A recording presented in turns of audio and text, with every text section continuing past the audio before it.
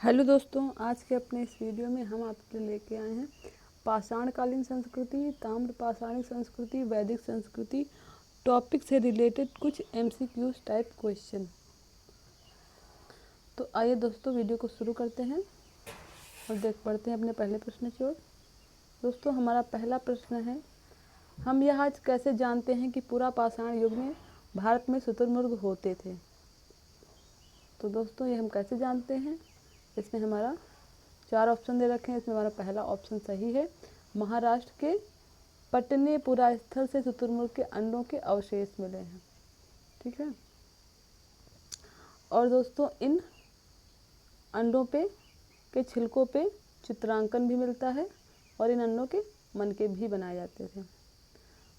देखते हैं अगले प्रश्न को, मानव इतिहास में निम्नलिखित में से कौन सी अवधि काल सबसे लंबी है। दोस्तों सबसे लंबी काल अवधि है पूरा पाषाण काल की, जो कि 25 लाख वर्ष पूर्व से लेके 12,000 ईसा पूर्व तक रहा। ठीक है, इसीलिए सबसे लंबी अवधि है। ये देखिए 25 या 20 इसकी अवधि जो मानी जाती है, 25 या 20 लाख साल पूर्व से लेके 12,000 या 10,000 वर्ष पूर्व तक। ठीक है, और दोस्तों इस टाइम पे मानव इतिहास का 99% विकास हो चुका था। इसके बाद मध्य पाषाण काल आता है, जब खेती की शुरुआत होती है। तो सबसे लंबा काल कौन सा रहा, पूरा पाषाण काल, 25-20 लाख साल पहले से 12,000 साल पहले तक। ठीक है, अगला प्रश्न है, दिए गए कथनों ए और बी को पढ़िए और सही उत्तर का चयन कीजिए। तो दोस्तों कथन कौन कौन से, मेहरगढ़ पाकिस्तान के बोलन दर्रे के पास एक उपजाऊ मैदान में स्थित है। तो दोस्तों ये सही है। अगला है कथन, यहाँ खेती और पशुपालन के साक्ष्य मिले हैं। दोस्तों ये हम लोग पढ़ चुके हैं अपने पहले वीडियो में, यहाँ पे खेती और पशुपालन के साक्ष्य मिले हैं। सबसे पहले कृषि के साक्ष्य, जो गेहूँ और जौ उपजाते थे लोग। तो दोस्तों इसमें जिसमें दोनों दे रखा है, ए और बी दोनों सत्य हैं, तो हमारा ऑप्शन डी सही हो जाएगा। ठीक है, और ये नवपाषाण कालीन स्थल है, नवपाषाण युग, जिसकी एज है 7,000 ईसा पूर्व से 3,300 ईसा पूर्व। ठीक है, प्राचीनतम कृषि पशुपालन, इसमें कृषि में गेहूं और जौ की खेती करते थे और भेड़ बकरी जानवर पालते थे। अगला प्रश्न है, निम्नलिखित में से कौन सा स्थल प्रागैतिहासिक चित्रकला के लिए प्रसिद्ध है। तो दोस्तों भीमबेटका इनमें से ऑप्शन सही हो जाएगा। यहाँ के भीमबेटका गुफाओं में प्रागैतिहासिक चित्रकला के साक्ष्य मिले हैं।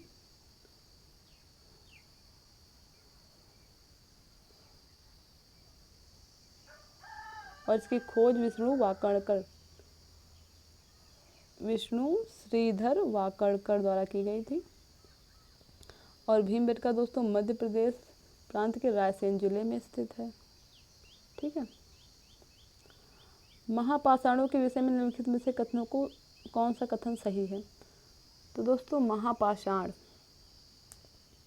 पहला कथन है, इनका उपयोग दफन करने की जगहों को चिन्हित करने के लिए किया जाता था।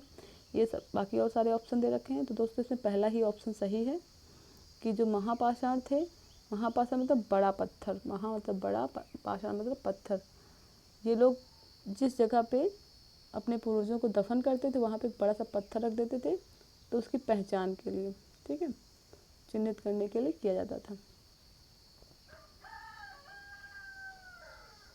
और ये प्रथा दोस्तों दक्कन, दक्षिण भारत, उत्तर पूर्वी और कश्मीर में प्रचलित थी। और यहाँ पे मृतकों को खास किस्म की मिट्टी के बर्तनों में दफनाया जाता था।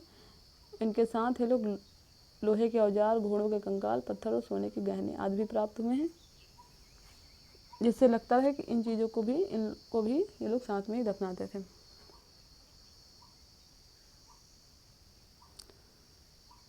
अगला प्रश्न है दोस्तों, निम्नलिखित में से कौन सा पूरा पाषाण स्थल है। दोस्तों पूरा पाषाण कालीन स्थल है भीमबेटका के बारे में लोग पहले ही पढ़ चुके हैं। इसकी स्थिति यहाँ पे शैल चित्रों के अवशेष मिले हैं। अब इसमें मिलान करना है दोस्तों, दे रखा है ऑप्शन चिरांद, कोल्डिवा, बोरझोम, हल्लूर। इधर कश्मीर, उत्तर प्रदेश, कर्नाटक, बिहार। ये वर्तमान राज्य दे रखे हैं, ये स्थान दे रखे हैं, तो इनका मिलान करना है। तो चिरांद दोस्तों बिहार में है, कोल्डिहवा उत्तर प्रदेश में है, बुरझोम कश्मीर में है और हल्लूर कर्नाटक में प्राप्त पूरा स्थल है। तो इसमें ये सी ऑप्शन सही हो जाएगा। ठीक है, हमारा अगला प्रश्न है, निम्नलिखित में से कौन सा आखेटक खाद्य संग्राहक के एक स्थान से दूसरे स्थान की घूमते रहने का कारण नहीं था? तो इतने सारे बाकी दे रखे हैं कि जो कारण थे और ये एक कारण नहीं था। एक स्थान पर रहने से संसाधनों में कमी हो जाती थी, उन जानवरों का पीछा करना जिनका वे शिकार करते थे, संसाधनों के लिए अन्य आखेटक खाद्य संग्राहक समूहों से संघर्ष करना, जल संसाधनों की खोज के लिए। तो दोस्तों पूछ रहा है कौन सा कारण नहीं है, तो ये वाला सी ऑप्शन वाला सही हो जाएगा। संसाधनों के लिए अन्य आखेटक खाद्य संग्राहक समूह से संघर्ष उनके एक स्थान से दूसरे स्थान में पलायन का कारण नहीं था। बाकी सारे उनके रहने के संसाधनों में एक जगह पे रहेंगे, संसाधनों का उपयोग करेंगे, चीज़ें ख़त्म हो जाएंगी, तो उसकी खोज में वो लोग आगे निकल पड़ते थे। और कभी कोई जिन जानवरों को शिकार कर रहे होते थे उन जानवरों का पीछा करते करते इतनी दूर निकल जाते थे कि फिर वहाँ से वापस लौटने की ज़रूरत नहीं समझते थे और वहीं पे रह जाते थे। ठीक है, और जल संसाधनों की खोज। तो दोस्तों पहले जब जल संसाधन नदी तालाब से ही लोग अपने पानी पीने का पानी लेते थे, तो उनकी खोज में ये लोग निकल जाते थे और जहाँ पे इनको जल संसाधन जैसे नदी का किनारा वहीं पे लोग रहते थे। ठीक है, बढ़ते हैं अगले प्रश्न की ओर। मनुष्य ने कुछ क्षेत्रों में लगभग 8000 वर्ष पहले गांव में रहना आरंभ किया था। निम्नलिखित में से वो कौन से क्षेत्र हैं जहाँ से दोस्तों गांव वाली बस्तियाँ, ठीक है, गाँवों के अवशेष मिले हैं, वो जगह पूछ रहा है। तो इसमें मनुष्य ने कुछ क्षेत्रों में लगभग 8000 वर्ष पहले गांव में रहना प्रारंभ किया। दोस्तों इसमें हमारा ऑप्शन सही हो जाएगा सुलेमान तथा किरथर पहाड़ियाँ। लेकिन दोस्तों अगर पूछता है आरंभिक मानव के साथ कहाँ मिले, तो नर्मदा घाटी उसका ऑप्शन सही होगा। लेकिन यहाँ पे गांव का पूछ रहा है, आरंभिक गांव, इसलिए ये सुलेमान और किरथर पहाड़ियाँ यहाँ की ग्रामीण बस्तियों का अवशेष मिले हैं। ठीक है,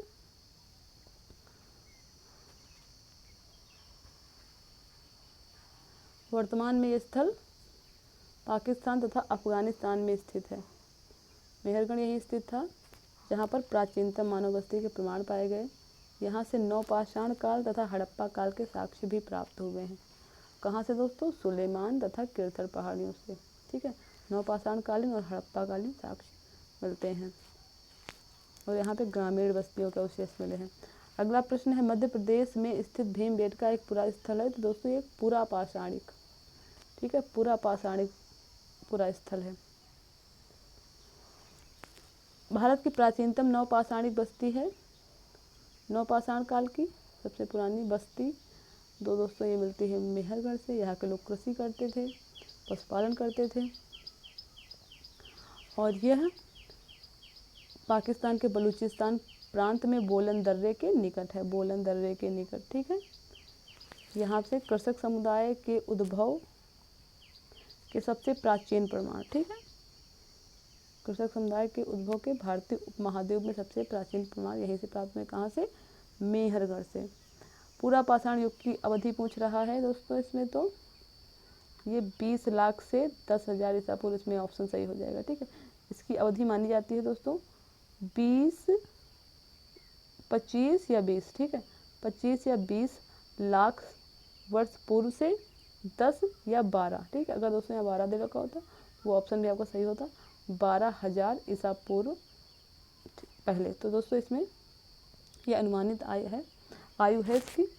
तो इसमें जो हमारा ये ऑप्शन है जिसमें 20 लाख से 10,000 ईसा पूर्व दे रखा है, ये ऑप्शन हमारा सही हो जाएगा। और दोस्तों इसको NCERT ने प्रमाणित किया है, NCERT ने इसकी एज यही मानी है, पूरा पाषाण काल की 20 लाख से 10,000 ईसा पूर्व तक।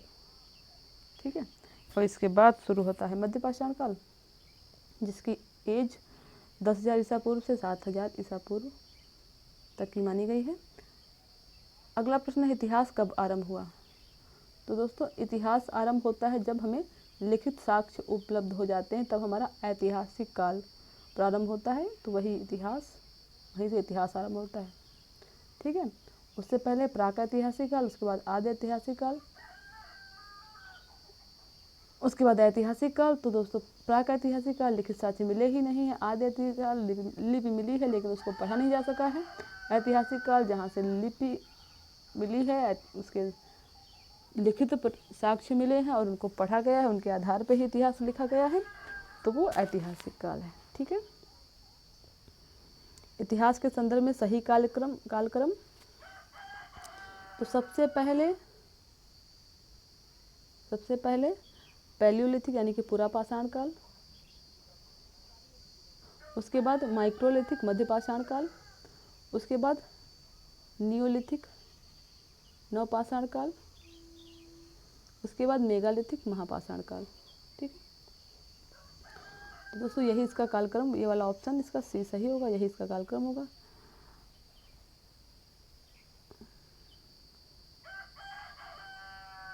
ठीक, इसमें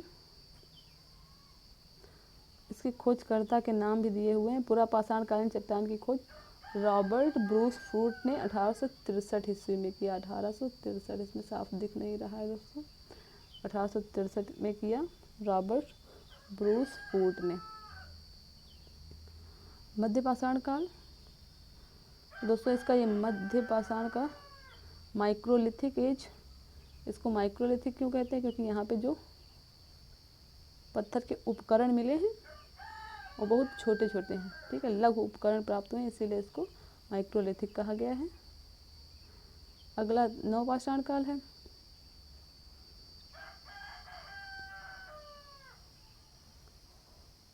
नवपाषाण शब्द का प्रयोग सर्वप्रथम सर जॉन लुबक ने अपनी पुस्तक प्राग ऐतिहासिक थीम्स में किया है। तो यहाँ से नवपाषाण से ही कृषि कार्य, पशुपालन, पत्थरों की चिकने औजार, मिट्टी के बर्तन आदि का निर्माण शुरू होता है। कहाँ से? नवपाषाण से। और दोस्तों मेहरगढ़ जो है, जहाँ से कृषि और पशुपालन के साक्ष्य मिले हैं, वो नवपाषाणिक स्थल ही है। अगला प्रश्न है, अधोलिखित में से कौन सी ताम्रपाषाणी ग्रामीण संस्कृति प्राचीनतम? सबसे प्राचीनतम ताम्रपाषाणिक और भी ग्रामीण संस्कृति पूछ रहा है। तो दोस्तों इसमें ऑप्शन दे रखा है, जोरवे संस्कृति, मालवा संस्कृति, आहार संस्कृति, कायथा संस्कृति। दोस्तों इसका सही ऑप्शन है आहार संस्कृति, ताम्रपाषाणी ग्रामीण संस्कृति। ठीक है, आहार संस्कृति। इनकी एज दे रखी है दोस्तों, इसकी आहार संस्कृति की जो एज है वो 2100 से 1600 ईसा पूर्व है, और ये दक्षिण पूर्व राजस्थान के क्षेत्र में फैली हुई संस्कृति थी। और इसमें कायथा संस्कृति जो ऑप्शन दे रखा है उसकी एज है 2000 से 1800 ईसा पूर्व। मालवा संस्कृति की एज है 1700 से 1200 ईसा पूर्व। रंगपुर संस्कृति की एज है 1700 से 1400 ईसा पूर्व। जोरवे संस्कृति की एज है 1400 से 700 ईसा पूर्व। तो दोस्तों नोट करके भी दे रखा है, परीक्षा नियामक प्राधिकारी पीएनपी ने इस प्रश्न का उत्तर डी सही माना है, यानी कि डी में कायथा संस्कृति दे रखा है। तो इसमें जो परीक्षा नियामक प्राधिकारी हैं वो डी को, कायथा संस्कृति को सही मानते हैं। दोस्तों इसमें आहार संस्कृति दे रखा है। ठीक है, हड़प्पा सभ्यता का पतन कैसे हुआ? ऐसा ऑप्शन दे रखे हैं, ऐसा लगता है कि शासकों का नियंत्रण समाप्त हो गया होगा, जंगलों का विनाश हो गया होगा, सभ्यता के पूरे क्षेत्र में बाढ़ आ गई, संभवतः नदियाँ सूख गई होंगी। तो क्या कारण रहा होगा दोस्तों? ये हो सकता है कि शासकों का नियंत्रण समाप्त हो गया हो, ऐसा हो सकता है। ठीक है, ये ऑप्शन सही हो जाएगा, जंगलों का विनाश हो गया हो। हाँ, जंगल क्योंकि उनका उपभोग करेंगे तो जंगल भी खत्म हो सकते हैं। सभ्यता के पूरे क्षेत्र में बाढ़ आ गई हो। तो दोस्तों जो इसका सी वाला ऑप्शन है ये सही नहीं हो सकता, क्योंकि जो संपूर्ण सिंधु सभ्यता थी, हड़प्पा सभ्यता थी, वो सारी सभ्यता नदियों के किनारे नहीं थी। सिर्फ कुछ नगर ही नदियों के किनारे थे, बाकी नगर नहीं थे। लेकिन नष्ट पूरी संस्कृति हुई तो संपूर्ण क्षेत्र में बाढ़ संभव नहीं है क्योंकि पूरे नदियों किनारे नहीं थे, तो ये अलग हो जाएगा। बाकी संभवतः नदियाँ सूख गई होंगी, हाँ ये हो सकता है कि जहाँ नदियाँ थीं वहाँ की नदियाँ सूख गई हों, इसीलिए वो सभ्यता समाप्त हो गई हो। तो ये हमारा पहला वाला ऑप्शन सही हो जाएगा ए, इसमें ए बी सी नहीं डी, ठीक है, ए बी डी सही हो जाएंगे।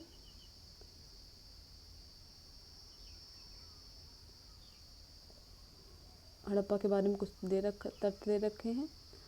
हड़प्पा सभ्यता का उदय 2600 ईसा पूर्व से 1900 ईसा पूर्व के दौरान माना गया। लगभग 3900 साल पहले इस सभ्यता का पतन माना था, 3900 साल पहले, ठीक है। विद्वानों के मतानुसार इसमें कारण हो सकते हैं नदियाँ सूख गई हों, जंगलों का विनाश हो गया था, मवेशियों के बड़े बड़े झुंडों से चारागाह और घास वाले मैदान समाप्त हो गए हों, क्योंकि काफ़ी मात्रा में जानवर थे, पालते थे लोग। कुछ इलाकों में बाढ़ आ गई थी, हाँ कुछ इलाकों में बाढ़ आ गई होगी। बाढ़ और नदियों के सूखने का असर कुछ ही इलाकों में हुआ होगा, क्योंकि सभी हड़प्पा कालीन नगर नदियों के किनारे नहीं बसे थे, इसीलिए सी वाला ऑप्शन गलत हो जाएगा, बाकी सब सही। शासकों का नियंत्रण समाप्त हो गया, ऐसा भी हो सकता है। अगला प्रश्न है निम्नलिखित का मिलान कीजिए, मिलान करना है इसमें।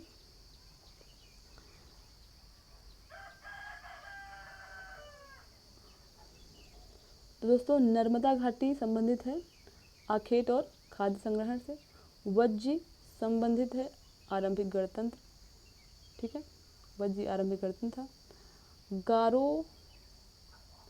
गारो पहाड़ियों से मिलते हैं आरंभिक कृषि के साक्ष्य।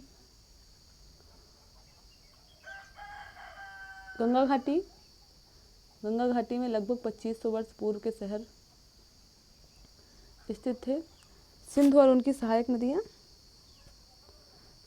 सहायक नदियों के किनारे विकास हुआ प्रथम नगर का, हड़प्पा संस्कृति प्रथम नगर, ठीक है। कहाँ विकास होता है इसका? सिंधु और उनकी सहायक नदियों का, ठीक है।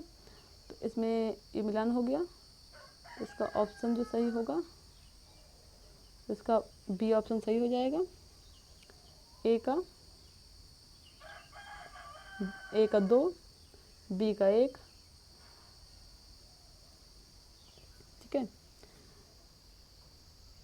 सी का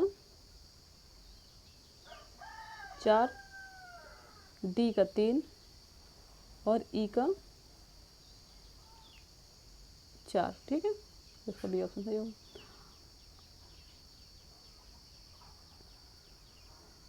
भारत के निम्नलिखित राज्यों में से किस एक राज्य में हड़प्पा के नगर सबसे बड़ी संख्या मिले? तो दोस्तों हड़प्पा में वो कौन सा राज्य है जिसमें सबसे ज़्यादा संख्या में मिले हैं नगर इसके? इसका सही ऑप्शन है दोस्तों गुजरात। भारत के गुजरात राज्य में हड़प्पा के नगर सबसे बड़ी संख्या में मिले हैं। गुजरात में लोथल के बाद अभी कुछ समय पूर्व खोजे गए धौलावीरा को भी नगर की संज्ञा दी गई है। लोथल, सुरकोटदा तथा धौलावीरा प्रमुख पत्तन शहर की श्रेणी में आते हैं। दोस्तों लोथल जो था इसका हड़प्पा संस्कृति का प्रमुख बंदरगाह था, ठीक है। अगला क्वेश्चन है वक्राकार ईंटें सिंधु सभ्यता में कहाँ से मिली हैं? तो वक्राकार ईंटें दोस्तों मिली हैं चन्हू दड़ों से। चन्हू दड़ों के बारे में कुछ लिखा हुआ है। चन्हू दड़ो एकमात्र हड़प्पा कालीन स्थल है जहाँ से वक्राकार ईंटें मिली हैं। इस स्थल की खोज 1931 ईस्वी में एन गोपाल मजूमदार द्वारा की गई थी तथा इसका उत्खनन वर्ष 1935 है और किया कितने था? AJH मैके द्वारा की गई थी इसकी खुदाई। इस स्थल से प्रशासन सामग्री भी प्राप्त हुई है। यह स्थल सिंधु नदी के बाएं किनारे पर पाकिस्तान के सिंध प्रांत में स्थित था, जबकि कालीबंगा से अलंकृत ईंटों एवं कृषि कर्म के साक्ष्य मिले हैं। कालीबंगा से कृषि के दोस्तों और अलंकृत ईंटों यानी कि डिज़ाइन की गई ईंटें तथा लोथल से ममी एवं बंदरगाह के प्रमाण मिले हैं। यहाँ पे दोस्तों ममी मिली है और बंदरगाह। अगला प्रश्न है कालीबंगा किस राज्य में स्थित है? तो दोस्तों कालीबंगा गुजरात राज्य में स्थित है। कालीबंगा के बारे में दे रखा है इधर। कालीबंगा हड़प्पा कालीन स्थान है। कालीबंगा का शाब्दिक अर्थ होता है काले रंग की चूड़ियाँ, ठीक है। राजस्थान के गंगानगर एवं हनुमानगढ़ जिले में घग्गर नदी के किनारे स्थित है कालीबंगा। इसकी खोज 1952 ईस्वी में अमलानंद घोष ने की थी और इसकी खुदाई बीबी लाल एवं बीके थापड़ ने की थी। और कालीबंगा से मिला क्या क्या है दोस्तों? तो कालीबंगा से प्राप्त हुए कृषि के साक्ष्य, हड़प्पाकालीन कृषि के साक्ष्य, यज्ञ वेदियाँ तथा प्राक हड़प्पा के साक्ष्य भी मिले हैं। ठीक है, बढ़ते हैं अगले प्रश्न की ओर। निम्नलिखित में से कौन सा हड़प्पा का स्थल नहीं है? तो हड़प्पा का स्थल ऑप्शन दे रखा राखी गढ़ी,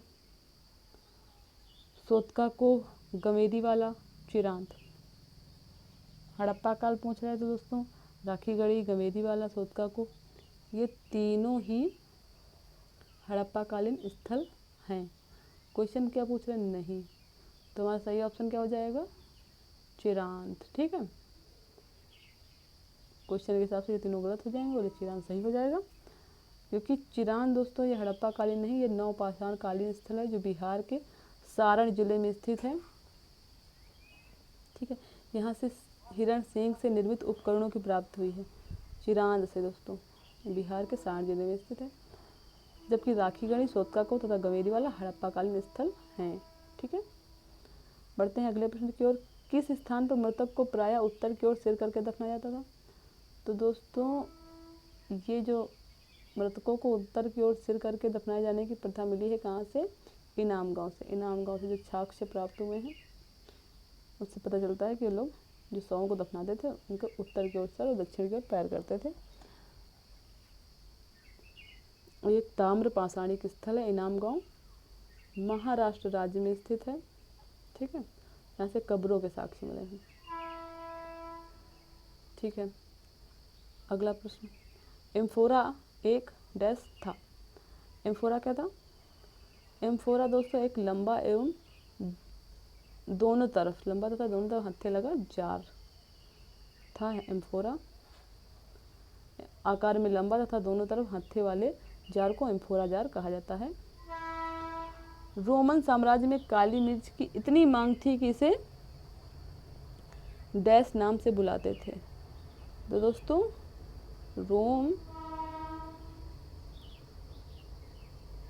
रोम में काली मिर्च की इतनी मांग थी कि ये लोग वहाँ से सोना लेके आते थे, यहाँ काली मिर्च ले जाते थे और ये लोग काली मिर्च को काला सोना के नाम से बुलाते हैं। काला सोना। ठीक है, काली मिर्च काला सोना।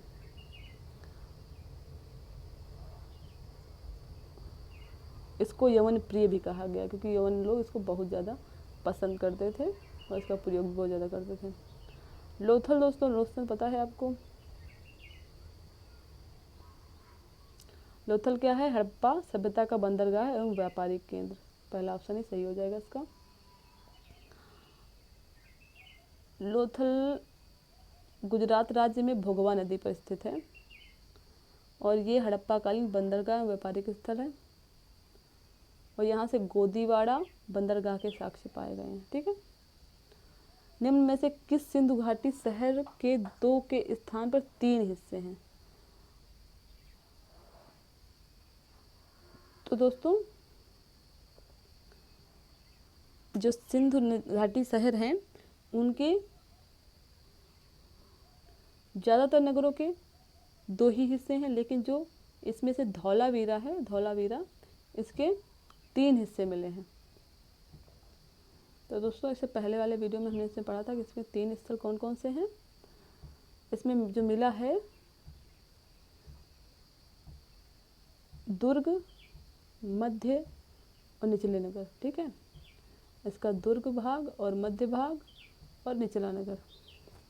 तो दोस्तों दुर्ग में वहाँ का शासक और यहाँ पे मध्य नगर में जो मध्य भाग था उसके मध्य भाग में प्रशासनिक अधिकारियों का, निचले नगर में जो वहाँ के सामान्य जनता थी उनके रहने, वो लोग रहते होंगे ऐसा अनुमान लगाया जाता है। ठीक है, तो ये धौलावीरा जहाँ से 3 भाग मिले हैं नगरों के, बाकी सब में सामान्यतः 2 ही भागों में बाकी सारे नगर बटे हुए हैं और ये सिंधु सभ्यता का स्थल है दोस्तों धौलावीरा। ठीक है, याद रखिएगा। निम्न में से कौन सा सिंधु समाज का सबसे मानकीकृत उत्पाद था? मानकीकृत तो दोस्तों इसमें ऑप्शन सही है ईंटें। जो हड़प्पा कालीन ईंटें हैं वो एक निश्चित मानक के अनुसार बनाई गई थी, जिसमें इनका अनुपात था, इनकी लंबाई चौड़ाई और मोटाई का अनुपात था 4:2:1। ये जो उनकी सिंधु समाज जो ईंटें थी उनका ये अनुपात था लंबाई चौड़ाई मोटाई का। तो ये सबसे मानकीकृत उत्पाद था दोस्तों। अगला प्रश्न है, निम्न में से कौन सी सभ्यता हड़प्पा सभ्यता की समकालीन थी? तो हड़प्पा कालीन की समकालीन सभ्यता, तो दोस्तों इनमें से मिस्र की सभ्यता जो कि ग्रामीण सभ्यता थी, लेकिन इसको हड़प्पा सभ्यता के समकालीन माना जाता है। ठीक है, क्योंकि जो मिस्र सभ्यता के स्थल से हड़प्पा कालीन वस्तुओं के अवशेष प्राप्त हुए हैं, इसीलिए ये समकालीन होने का साक्ष्य देते हैं। ठीक है, सिंधु घाटी सभ्यता के किस स्थान की सर्वप्रथम खुदाई की गई? तो सबसे पहले जिसकी खुदाई की गई दोस्तों वो स्थल था हड़प्पा। हड़प्पा स्थल इससे पहले खुदाई की गई थी।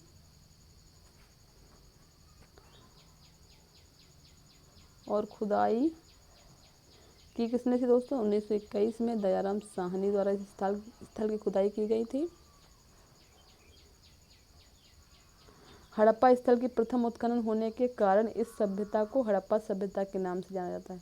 सबसे पहले हड़प्पा स्थल की खुदाई हुई थी, इसीलिए दोस्तों इस सभ्यता को हड़प्पा सभ्यता के नाम से जाना जाता है। और जबकि हड़प्पा नामक टीले का सर्वप्रथम उल्लेख किसने किया था? चार्ल्स मैसन द्वारा किया गया था। ठीक है, अगला प्रश्न है, हड़प्पा सभ्यता का संबंध किस विदेशी सभ्यता से था? तो दोस्तों हड़प्पा सभ्यता का संबंध कौन सी विदेशी सभ्यता से था? ये बेबीलोनिया से।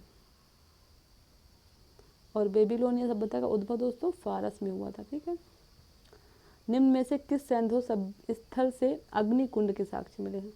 तो दोस्तों अग्निकुंड के साक्ष्य मिले हैं यज्ञवेदी, कालीबंगा। ठीक है, यहाँ से कृषि के साक्ष्य मिले हैं, यहाँ से काली चूड़ियाँ मिली हैं कालीबंगा से, और यहाँ से अग्निकुंड यानी कि यज्ञवेदिकाओं के भी साक्ष्य मिले हैं। और दोस्तों कालीबंगा स्थित है राजस्थान के गंगानगर जिले में घग्गर नदी के तट पे। ठीक है, 1952 में अमलानंद घोष ने खोज की थी। उत्खनन वीके थापर, वीवी लाल, 1961 ईस्वी 61-62 में किया गया था। ठीक है,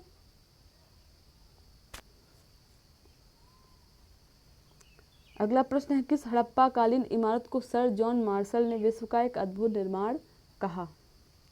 तो दोस्तों हड़प्पा सभ्यता में मोहनजोदड़ो से प्राप्त हुआ बृहत स्नानागार को सर जॉन मार्शल ने एक अद्भुत निर्माण कहा। ठीक है,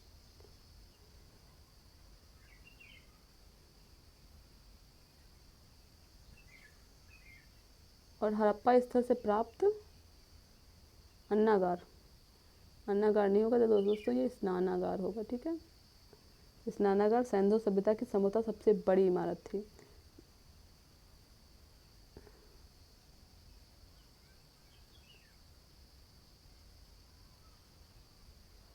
जबकि अन्नागार जो था वहाँ प्राप्त हुआ है वो मोहनजोदड़ो की सबसे बड़ी इमारत थी।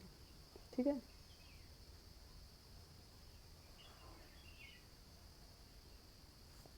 ठीक है, बढ़ते हैं अगले प्रश्न की ओर। निम्न में से शहरों में किस युग्म में अग्निकुंड मिले हैं?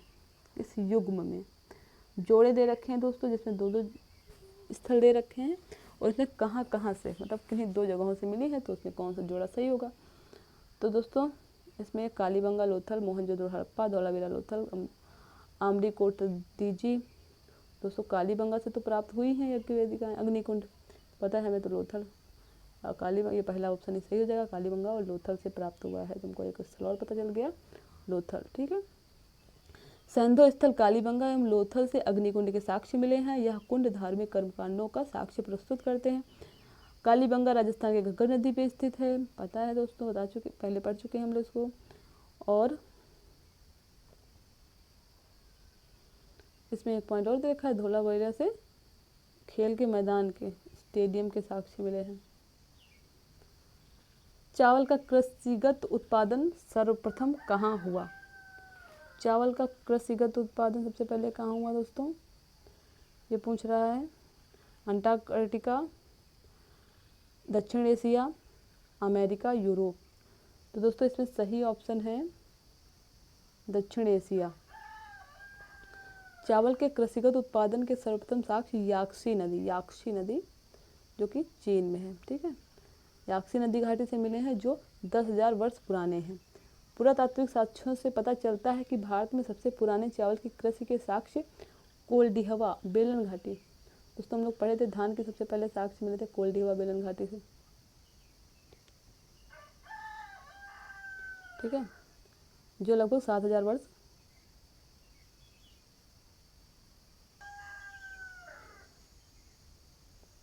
तो दोस्तों जो कोल्डिहवा बेलन घाटी से ये कि जो स्थित है प्रयागराज उत्तर प्रदेश में, जो साक्ष्य मिले हैं वो 7,000 वर्ष पुराने हैं और ये एशिया महाद्वीप में आता है कोल्डिहवा। ठीक है, इसके साक्ष्य 7,000 वर्ष पुराने हैं और ये याक्सी नदी से जो चावल के साक्ष्य मिले हैं सबसे कृषिगत उत्पादन के वो 10,000 वर्ष पुराने हैं। अगला प्रश्न है, भारत में द्वितीय नगरीकरण 6वीं शताब्दी ईसा पूर्व में हुआ था, परंतु पहला नगरीकरण लगभग कब हुआ? तो पहला नगरीकरण लगभग 2500 वर्ष पूर्व माना जाता है। भारत में प्रथम नगरीकरण के साक्ष्य सैंधव सभ्यता से ही प्राप्त हुए हैं और इसके स्थल हैं हड़प्पा, मोहनजोदड़ो, कालीबंगा, लोथल। ठीक है, और सैंधव सभ्यता का कालावधि जो है 2500 ईसा पूर्व से 1750 ईसा पूर्व माना जाता है। तो इसमें सही ऑप्शन दोस्तों ए हो जाएगा 2500 ईसा पूर्व। अगला प्रश्न, सिंधु घाटी सभ्यता की लिपि। तो दोस्तों सिंधु घाटी सभ्यता की कौन सी लिपि है जो उसको पढ़ा ही नहीं जा सका है, तो उसका नामकरण भी नहीं हुआ है, उसको पता ही नहीं है कौन सी लिपि है, इसलिए इसमें अवाचनीय ऑप्शन सही हो जाएगा। लिपि मिली है लेकिन अभी तक उसको पढ़ा नहीं गया है, इसलिए वो अवाचनीय है।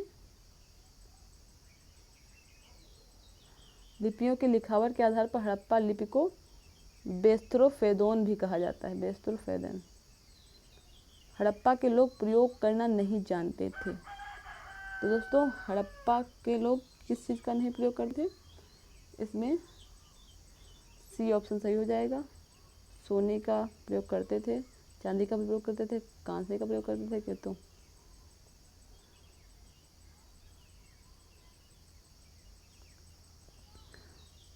ये कांस्य युगीन सभ्यता है दोस्तों, तो कांसा तो प्रयोग करेंगे ही। इनके लौह धातु की जानकारी नहीं थी बस। और ये कांसा, टिन और तांबा। ठीक है, टिन और तांबा मिला के बना है, इसीलिए कांसा है, इसीलिए इसे को कांस्य युगीन सभ्यता भी कहते हैं। लोहे के प्रथम प्रयोग का साक्ष्य कहाँ से मिला है दोस्तों? अतरंजी खेड़ा उत्तर प्रदेश से, जो कि लगभग 1000 ईसा पूर्व का है। ठीक है, तो ये लोहे का साक्ष्य का प्रथम कहाँ मिला ये भी पूछ सकता है क्वेश्चन में, तो याद कर लीजिएगा अतरंजी खेड़ा उत्तर प्रदेश। लगभग 3900 वर्ष पूर्व आरंभिक नगर हड़प्पा और मोहनजोदड़ो कई कारणों से समाप्ति की कगार पर आने लगे। निम्नलिखित में से कौन सा उन कारणों में एक कारण नहीं है? नहीं पूछ रहा है दोस्तों। जंगलों के विनाश और बाढ़ के कारण नगर नष्ट हुए। मवेशियों के बड़े बड़े झुंडों द्वारा चारागाह और घास वाले मैदानों को चराने से मृदा आवरण नष्ट हुआ। नदियां सूख गई जिसके कारण नगर समाप्त हुए। नगरों के बीच आपसी प्रतिद्वंदिता और लड़ाई। तो दोस्तों इसके क्या कहते हैं, क्वेश्चन क्या पूछ रहा है? नहीं, नगरों के समाप्त होने के कारण क्या नहीं हो सकता है? जंगलों के विनाश और बाढ़ ये कारण हो सकता है। मवेशियों के बड़े बड़े झुंड, घास के मैदान समाप्त हो गए हों इसलिए भी। नदियाँ सूख गई जिनके कारण नगर समाप्त हो गए, ये भी हो सकता है दोस्तों, क्योंकि नदियाँ ही उनके जल का स्रोत थी मुख्य। और नगरों के बीच आपसी प्रतिद्वंदिता और लड़ाई, तो दोस्तों ये वाला डी वाला ऑप्शन इसमें जो पुरातत्वविदों ने माना है उसमें इसको उन्होंने नहीं माना है कि ऐसा कारण नहीं रहा होगा।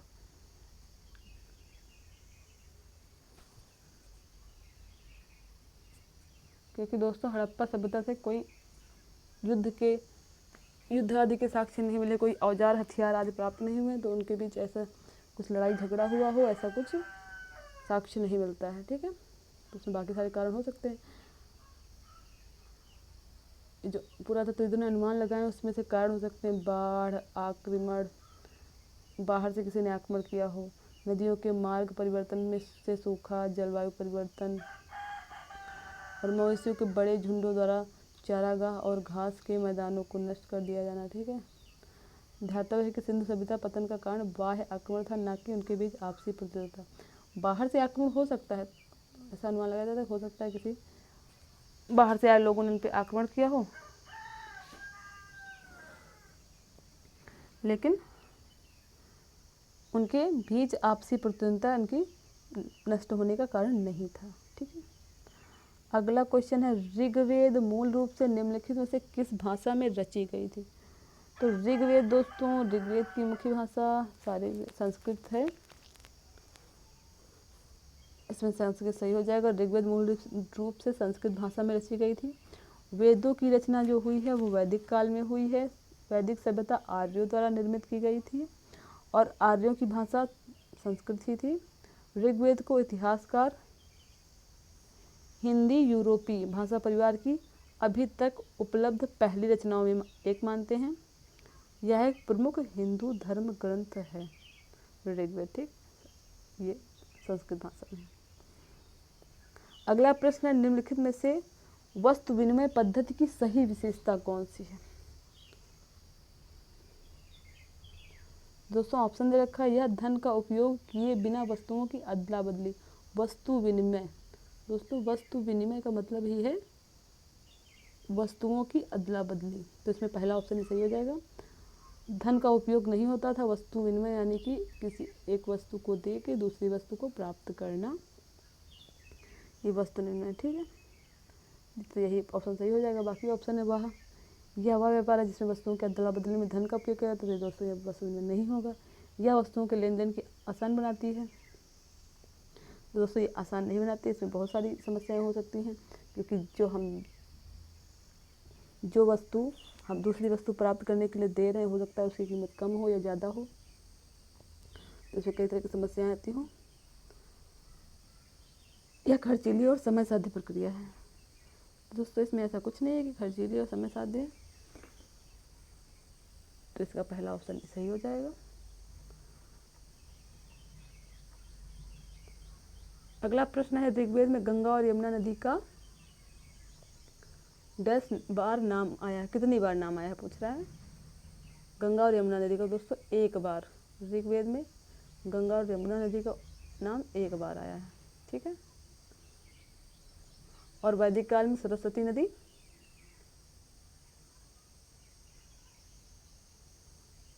को सबसे पवित्र नदी माना जाता था। सरस्वती नदी सबसे पवित्र नदी होती थी वैदिक काल की, और गंगा नदी का दोस्तों नाम एक बार आया है और यमुना नदी का 3 बार आया है उल्लेख।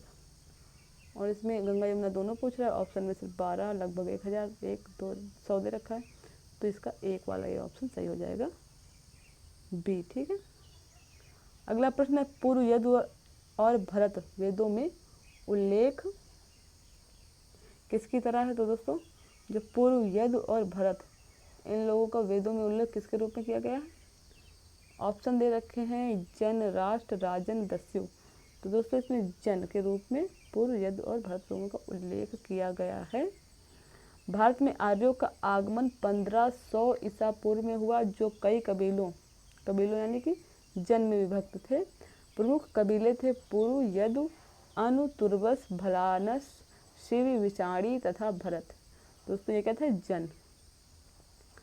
इनका उल्लेख जन के रूप में ऋग्वेद में हुआ है। ठीक है, ये कबीले थे दोस्तों, इनका जन के रूप में उल्लेख हुआ है। अगला प्रश्न है भरत लोगों का एक समूह था जिसका उल्लेख ऋग्वेद में मिलता है, वे रहते थे, वो कहाँ रहते थे, उनकी स्थिति क्या थी। तो उनका उत्तर पश्चिमी भारत में वो लोग रहते थे, जिनका ऋग्वेद में उल्लेख मिलता है। ठीक है, देखते हैं अपने अगले प्रश्न को। ऋग्वेद काल में कौन सी 3 देवता विशेषकर प्रमुख थे? तो ऋग्वेद में दोस्तों, ऋग्वेद काल में प्रमुख देवता थे ये अग्नि, इंद्र तथा सोम। और ये देखिए, ऋग्वैदिक काल में 3 प्रमुख देवता अग्नि, इंद्र तथा सोम थे। इंद्र सबसे प्रमुख देवता थे क्योंकि इनका उल्लेख सबसे ज़्यादा बार 250 बार इंद्र का उल्लेख किया गया, जबकि 200 बार अग्नि का, तो और 114 बार सोम का उल्लेख हुआ है। और ये ऋग्वेद का जो 9वां मंडल है वो सोम देवता को ही समर्पित है। ठीक है, अगला प्रश्न है, निम्न में से कौन सा कथन असत्य है? असत्य पूछ रहा है दोस्तों, गलत। ठीक, वैदिक युगीन सभ्यता या वैदिक युगीन समाज में संस्कारों का ह्रास हो गया था। बी, वसुधैव कुटुंबकम की भावना वैदिक संस्कृति की देन है। सही है दोस्तों। रामायण महाभारत की अपेक्षा लघु ग्रंथ है। हाँ, सही है दोस्तों, रामायण महाभारत से छोटा है। अगला है, भारतीय समाज में बड़े बुजुर्गों को परिवार का मुखिया माना जाता था। ये भी सही है, तो हमारी संस्कृति रही है। तो इसमें दोस्तों ये वाला पहला ही गलत हो जाएगा, यानी कि पहला वाला ही ऑप्शन सही हो जाएगा, जो कि गलत है, असत्य है कि वैदिक युगीन समाज में सभ्य संस्कारों का ह्रास हो गया था। तो ऐसा नहीं था, क्योंकि यहाँ इस समय संस्कारों की प्रगति हुई थी, ह्रास नहीं। वर्णों में जातियाँ क्यों उत्पन्न हुई, जो भारतीय समाज को संगठित करने का आधार बनी? तो दोस्तों, वर्णों में पहले वर्ण व्यवस्था थी, बाद में जाति व्यवस्था में बदल गई। जातियाँ क्यों उत्पन्न हुई और जो समाज को संगठित करने का आधार बन गई, तो उसके लिए कारण पूछ रहा है। ऑप्शन दे रखा है, आदिवासी लोगों को वर्ण व्यवस्था में एकीकृत करने में समस्या थी। जाति और वर्ण समान हैं। वर्ण व्यवस्था के विरुद्ध प्रबल विरोध था, जिससे जातियों का विकास हुआ। लोगों की सामाजिक व आर्थिक आवश्यकताओं में नियमित विस्तार के कारण नए कौशलों से संपन्न लोगों की ज़रूरत थी। दोस्तों, इसका डी ऑप्शन सही हो जाएगा।